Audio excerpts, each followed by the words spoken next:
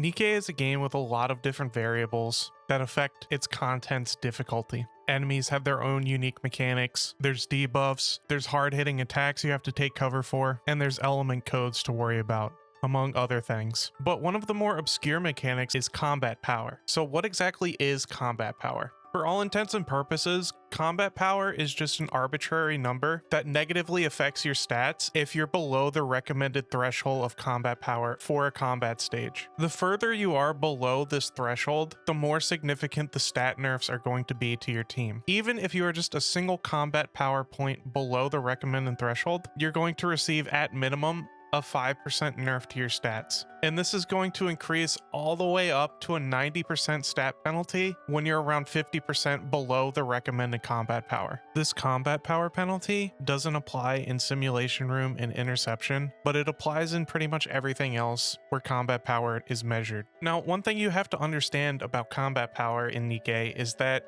strong team compositions that are well equipped and have high skill levels are going to be able to overcome massive combat power penalties. There's a lot of combat stages where a strong team will be able to auto battle to victory even at a 15% or even like a 20% deficit. The game is really balanced around you having a deficit most of the time, which is why even if you're a single point above the recommended power, you can auto complete most stages because it's not going to be a challenge for you. So what are the contributing factors to increasing combat power? Well, there's actually a lot of sources, and it's mostly from an increase into your raw stats. So like levels, for example, will basically be an infinitely scaling source of combat power for you. And unless a specific content is level locked, you're always going to be able to make some progress towards overcoming challenges by increasing your NIKKE's levels. Another source of combat power is equipment. Every piece of gear is going to give you some stats, and that's going to increase your combat power. When it comes to overload gear, every line you have is going to increase your combat power as well, even if it's a stat that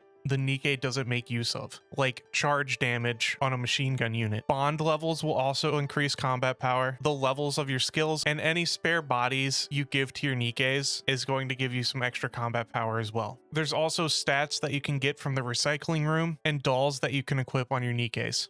So as you can see, there's a lot of different ways to increase your combat power, but combat power isn't the only thing that matters when it comes to pushing harder content. That only gets you so far. The most important things are going to be having the right team composition for the job and having appropriately rolled gear on those characters and not just filling up the overload gear with random lines for the sake of increasing combat power, but not increasing their actual power. And that's pretty much all you need to know about combat power and how it affects your NIKKEs. Get used to seeing that red number because you're going to see it a lot, but it is really just a poor indicator of how challenging the encounter actually is. So just keep pushing that content as far as you can, and don't pay too much mind to the recommended combat power, because it doesn't always matter as much as you may think it does. If you enjoy my content, please like and subscribe.